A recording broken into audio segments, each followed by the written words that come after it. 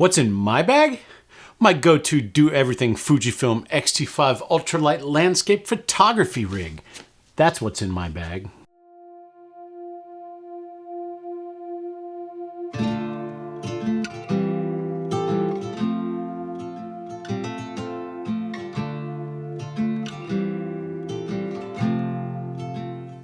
Hey, welcome back everyone. Nice intro, right? It'll do. Today we're going to go over some stuff I don't actually talk a lot about with people. Everyone wants to know what kind of Nikon rig I'm running, or what kind of full-frame setup I've got in my bag, or even what kind of film photography setup I'm carrying, but not many people ask me what I'm using when I want to roll lightweight.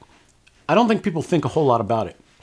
I believe it's a really important thing to consider, however. No matter your age or physical condition, everybody likes things lighter, right? Well, I'm here to tell you I've assembled a setup that not only functions for landscape photography, but any kind of photography, from portraiture to street to real estate to product photography. You can cover pretty much anything with this setup, and you can interchange a couple of lenses in and out, and it becomes even more versatile. So what are some of the reasons that you'd want to have a lightweight kit? Like, we're not trying to be awesome badasses here. We're not going, look how much I can carry. Most of us are like, hey man, I really would like it if it was lighter. But a lot of people are afraid of APS-C, which is, nothing to be afraid of. The sensors have gotten so good.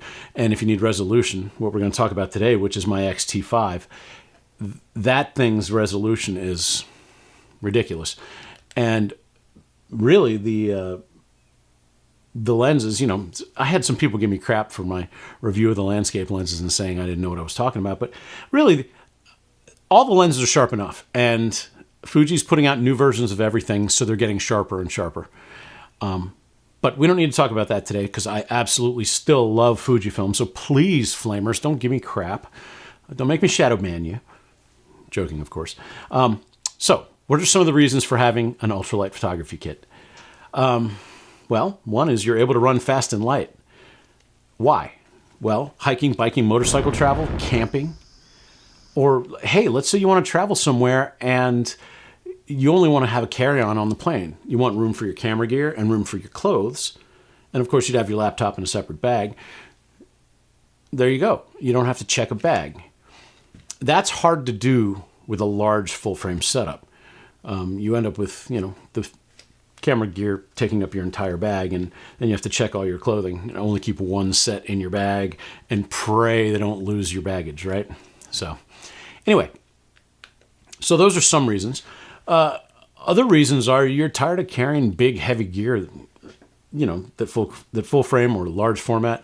All of those include really, really heavy lenses. And some of them, the bodies are not all that light either. So your back isn't great. That's another one. I have a bad back, though that doesn't stop me from carrying heavy stuff, so whatever. But that's actually an issue for some people. Some people don't have a lot of arm strength, and some people are just getting older and don't really want to carry really heavy gear. There's nothing wrong with that. That's exactly what you should be doing as you get older. Or younger. If you're younger and you just don't want to carry heavy gear, you shouldn't. Anyway. So I have to carry a lot of gear to produce content for YouTube, Instagram, Facebook, and what have you. And so all joking aside on my physical fitness, if I can lighten up my load by selecting certain camera gear to make a much lighter setup, I like that idea, and I'll do that. So on average, with this setup, I'm saving about 10 pounds of weight total. Now that's give or take. Like, there's some things I'm just not bringing with my ultralight setup. Like, I don't bring my drone. I do plan on getting a DJI, I forget what they're called, the little tiny one. And that'd be great for this ultralight setup, but I don't have it yet, so we won't talk about that today. So let's get started. I'll tear down the bag. I'll show you everything I have in it. Everything, not just a few things, but absolutely everything I carry in this bag when I come out. So let's get started. Let me fire up this camera over here. Okay, we got that back on now. So, first thing, water bottle. Notice it's a smaller water bottle than you see me carrying in most of my YouTube videos. Because I want a lighter setup, I'll take a smaller bottle. I always carry a couple of carabiners. You can use these for anything. If you have to hang a rock off the bottom of your tripod, have to hang your bag, and you have one of those weird little hooks on the bottom of your tripod, this carabiner can help you immensely. This carabiner that has tools. So this is for tightening L brackets on the camera, or for, well, this one's for three-legged things. So it has a bunch of little tools that are specifically three-legged thing, but it also works with other tripods. But it has your tripod tightening tools, etc. Screwdriver head, so you can tighten any screw on the bottom of the camera, you know, if you have an L bracket. Let's see what is on this side. Now, on this side, I don't know if I'm in that camera enough. Let's pull all of this off. And on this side, I've got one of my ultralight tripods. Now, this is the one I'll actually use to hold my photography camera. This is a three-legged thing, Punk Rix. I forget exactly which model, but I think it's called a Punk Rix something. I don't know that they still make it, or they may be in the second or third edition of it. I can't remember last time I looked. But this thing is really tiny. I wouldn't use it in heavy winds. You'll be fighting it. But if you have to, you can always set it up low down and still get plenty of support out of it. You just can't have it as high up. So we won't talk a lot about that. I mean, here, look. I'll just show you real fast. So it's got 4-section legs, and it's got a 2-section head. So above your legs, you have this much, plus you have another extension above that, which I almost never use. But if I have to for, you know, any reason, I will use it. And frankly, it works just fine as long as there's no heavy wind and you use your timers. You need to use your 2-second timer or your 5-second timer or even your 10-second timer, depending on if you have a telephoto on there. All right, tripod. All right, now let's go into the top of the bag and we'll dig out what's in there. Memory card case, it's attached. But here, I'll detach it just for the sake of the video. Memory card case, and I always carry a multitude of cards from micro SDs to compact flash express, CF Express, type Bs, because that's what the Nikons use. The Fuji X-T5 that we're talking about here today uses SDs, and I carry a bunch of those. And then, of course, my vlogging cameras, some of them use, and my drone use micro SD, which I have in adapter cards here, but I do carry them. All right, a mask. We know what that's for. So I could stick out my tongue at people and they couldn't tell. I'm sticking out my tongue at you. Alrighty. There's that Tom guy again. Fruit leather. Rechargeable headlamp. Invaluable. And I also carry a battery pack so that my rechargeable headlamp has something to recharge from if I forget to do that. This one is fantastic, this light. It's made by Sol, S-O-L. It has a wide area light that you can adjust brightness on. It gets very, very bright, see? It also has red, so it doesn't screw up your vision at night. Oh, and if you're doing a lot of astrophotography, you got to have your watch set to red also. You just have to make sure that nothing's blinding you. Plus, it also has, you know, the normal headlight, which is also insanely bright. And it has a flashing warning light, SOS light thing. Reading glasses, because I can't see. A Kind bar, little one. Another flashlight. I always carry 2 flashlights, plus my phone that has a flashlight, because it's nothing worse than being in the middle of some place that has no light and your flashlight dies or your phone is dead and you have no way to see. So this one's got a flashlight with a adjustable beam, plus warning light, an area light, an even bigger area light. So this is nice to set up if you need to, you know, light up a whole area. Wow, it's amazing how green that looks. And anyway, so that is important. Lens cleaning cloth. You'll see a habit I have here. I've been caught, and you saw me in a video recently when I was caught without these because they were in my truck. And I normally keep them all over my bag. Like I'll have sometimes 5 or 6 of these on me because they are absolutely invaluable. All right, I'm actually going to shove all this stuff back in here so it doesn't take up the table that we are going to be using to look at the rest of the gear. Now, let's open the top. Now, I carry a Deuter backpack. I carry lots and lots of different kinds of backpacks. You will see me in everything from an f-stop to think tank to... I'm a bag horse. There's most of us are. That's a really big thing in the photography community. Like, owning a photography bag company's got to be just a cash cow. Anyway, so this is not, though. This is not a photography bag. This is a Deuter Act Trail 30 ultralight hiking pack. I'm gonna put a couple of things out of the way here so I can just hold it up so you can see it. This is what it looks like. And I think you just saw it. I turned around and let you see it. It's a nice bag. I don't know if they still make it. I don't know what incarnation they're in or if it's even still made. We're going to switch off the bag here in a second. I want to strip everything out of the bag now that I'm done with all the outside and the top pocket. But this pouch, I carry some very important things in as well. So we'll go over that here in a second. The one thing I like about this bag, and you can see it in the other camera, is it opens on the front. Now, I honestly prefer a back opening so then your back of your bag doesn't get dirty. But nobody makes one of those that's ultralight. And if they did, it wouldn't be as durable because there's a whole lot of strengthening and big zipper that has to go into making a back opening bag. So this one opens on the front panel loading, and it opens like that. And inside you will see I keep, an umbrella. Oh, no, I keep a selfie stick for GoPro that I have put a little tripod head on, and you'll see what this is for in a couple of minutes. Set that over there. On umbrella, because you don't want to get caught without an umbrella. I know, I was out in a major storm recently in a video, and you saw that I didn't have an umbrella. Well, I didn't need an umbrella, because an umbrella would have just gone inside out and been destroyed, but I do carry an umbrella. And so, here we go. As you see here, this is just an El Cheapo camera insert. It's an actually a decent one. It's a wedge shape. It's from Neewer. Newer.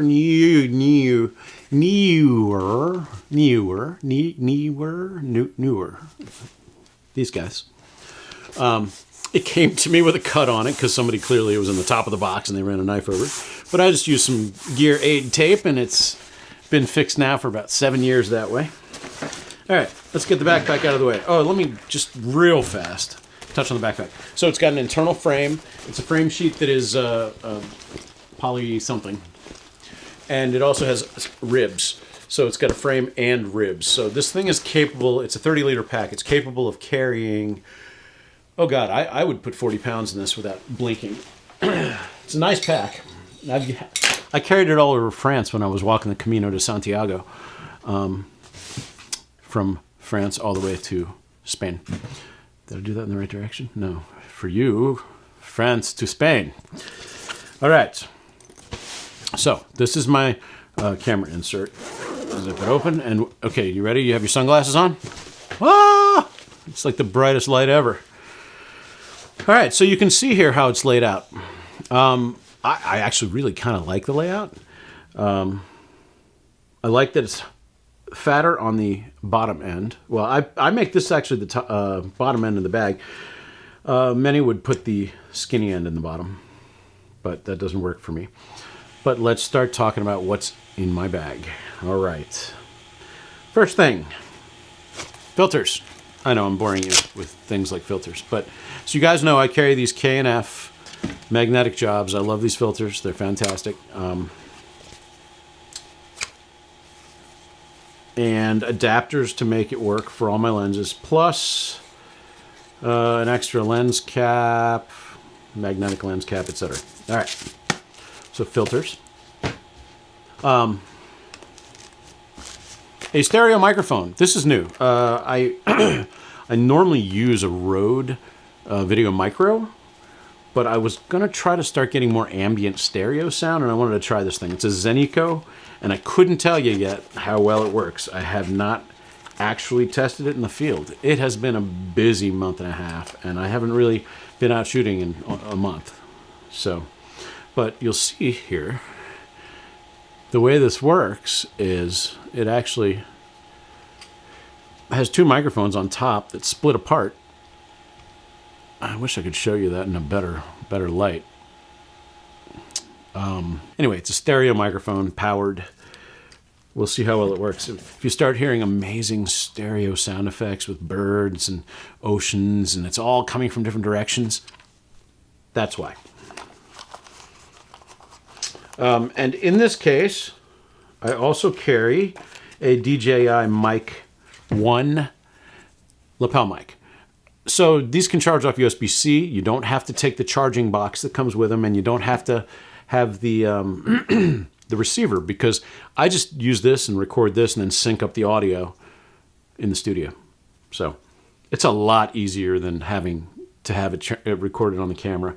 And this will record 2 levels, so that if it gets clipped, which means too loud, I'll have the lower level one to work with.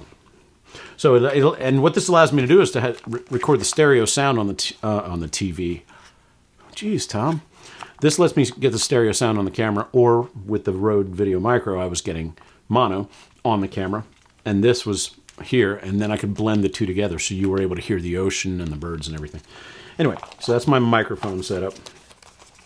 By the way, obviously, some of this stuff is not going to apply to most of you. If you're not shooting a vlog or running a YouTube channel, you're not going to have this kind of stuff. All right, and I'll finish up with the YouTube stuff here first. I 2 weeks ago sold my my DJI Pocket 2. I used that thing for, well, I bought it the day it came out, and it was great. And I shot a lot of the vlogs you've watched, or a lot of the videos you've watched, location videos, with that. But the quality just wasn't up there, and I started just shooting with this camera over here, which is, you can't see it, but this is the Nikon ZFC with the 12 to 28 millimeter power zoom lens. And that's what I shoot most of my stuff on. But then the Pocket 3 came out. This thing is great. I'm going to do a review of it. A 1-inch sensor, unbelievable image quality, and it allows me to run super duper lightweight, which is just like, holy moly. So, amazing device. Filters for that: ND, black mist, and circular polarizer. All right, now let's get into what most of you actually give a darn about. My Fujifilm X-T5, one of my favorite cameras of all time. This is a fantastic camera. It is, I'm going to say this is, even though it's APS-C, at lower ISOs, the image quality is so close to full frame, even a 45 megapixel full frame, that if you don't ever get into full frame, you can happily have this camera forever.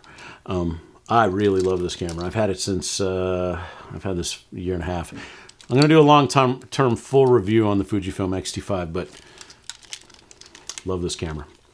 All right, set that there. And man, I'm making a mess of my table here. There we go. Set that there. So for telephoto work, oh, hey, though.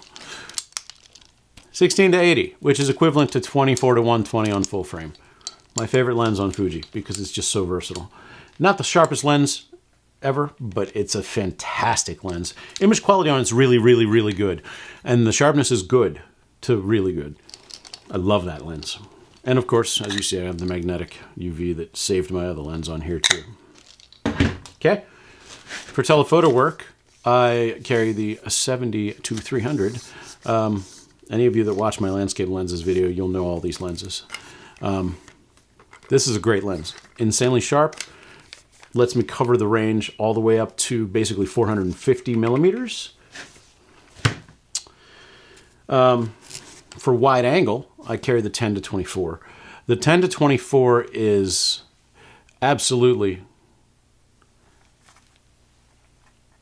I mean, this is a great wide angle lens. We don't need to talk about the sharpness of it. It's not that sharp, but it's sharp enough. It really is sharp enough. This whole getting mad about sharpness and what's sharp and what isn't, it's just silly. Very good lens. Now, that's everything actually. And, well, except for what's in here, but we'll get to that here in a second. I've got a couple of interchangeable lenses that I sometimes carry one or both because they don't weigh much. I bought the TT Artisan 27 autofocus 2.8 lens. It's a fabulous lens. I've made some of my favorite portraits with this lens, and yeah, it's got heavy vignetting, and it's not razor in the corners, but it's beautiful. It's a great little lens. I haven't played with the Fuji 27, but I don't need to. Not when this is $129 or whatever it is. This is the lens I carry. I put this on my XE3 when I'm just carrying that around town. I even adapted some of my old Leica filters to it so I can shoot black and white with it using real yellow, green, orange, red, and yellow, green, orange, red filters. But this is a great little lens. And the 23mm f2. This is the documentary lens of choice, at least for me, and for many documentary photographers that shoot on Fujifilm. The 23 is the one. Now, let's get the bag out of here. Let's lay everything out here. So, I mean, this is a fairly simple video. It lays out a system that is very lightweight. I have everything covered. Now that you know, now that I've showed you the DJI, actually here, I'll pull it out so you can see it for those of you that aren't familiar with it. It's a gimbal. It's a little 1-inch censored gimbal that shoots video. And it's an absolutely fantastic piece of equipment. And let's see if we can turn it on. And there you go. And there you have it. Reset the gimbal. There we go. It's Inception. Inception. This thing is muy bueno. Like I said, I'll review it, and for those of you that are interested, and show you how I make my videos with it. All right. Why do I have this selfie stick?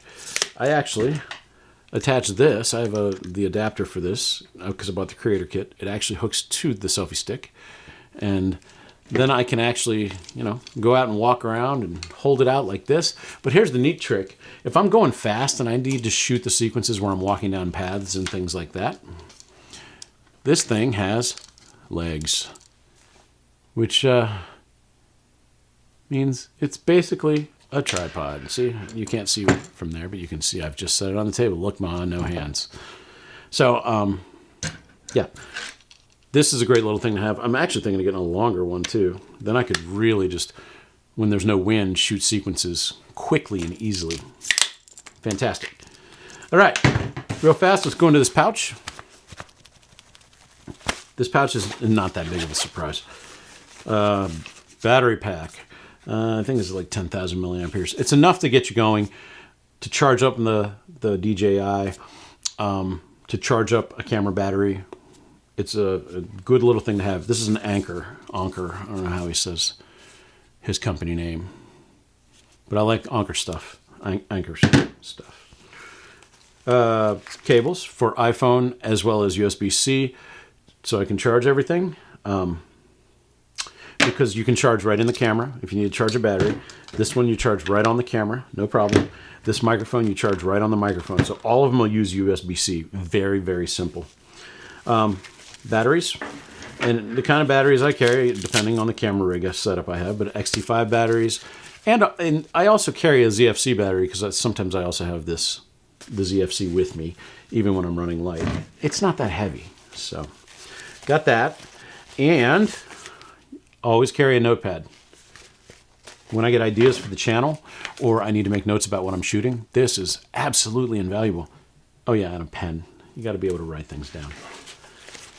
So these little pouches, dirt cheap, like $8 for a 3-pack, or maybe they're more than that now, $15, $20 for a 3-pack. But TJ Maxx, or whatever country in tea, what do they call it in Scotland? When I was living in Scotland years ago, I used to go to the Tea Whatever Max. It's basically TJ Maxx over there.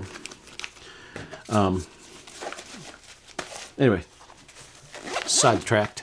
But these little pouches, man, I bought like 4 packs of them. So I have like 12 of these I use for many different things. You'll see me using them for my large format photography, medium format photography, for holding just about anything.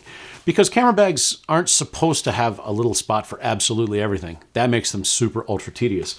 It's nice to have spots where you can just slide this kind of thing in, and then you can decide what you carry and how much of it. All right, guys, that was a lot of going on, and I hope this informed you a little bit about the kind of stuff you can carry and still get absolutely stellar image quality. Like this X-T5 is, I would gladly, okay, if my Nikon Z8 and Nikon Z7, if I sold them, I could shoot on this for the rest of my life. So, if you enjoyed this at all, buy me a coffee down below. There's a thanks button. It's frequently in the 3 little dots hiding at the bottom of your screen. But if not, please, if it was useful to you, hit the thumbs up and please subscribe. I need all the subscribers I can get. That's what keeps the channel growing. And we just got over 2,000 subscribers. So thank you guys so much for looking out for me. It is fantastic to know that I have that many people that just come back and watch. I've noticed a lot of return traffic. So it's a really good sign. In the long run, that could mean I'm gonna continue this for a while. Oh, one other thing. A little bit of news here at the end. I've got a show coming up here in Maine, a solo show at a gallery here, and so that's probably going to get in the way of me producing as regularly as I should. I'm sure the algorithm's just going to hate me for it, but because consistency is what's good. But like I missed last week, and a lot of that was because I was dealing with things I had to do for this show. So wish me luck. You know, I'd like to end up in the Farnsworth Museum one day with my work. I don't know if that'll ever happen. Hey, this touches back on my Am I Creating Fine Art video. Wow, if I'd known then I was going to have a one-man show here in town, a solo show. Wow. Oh, cool. If you enjoyed this, thumbs up, subscribe, hit the notification bell so you know what happened. Wish me luck on my show. Thank you guys so much. 2,000 subscribers. I will see you again next week. Have a great weekend. Have a great week. Thanks again. Bye-bye.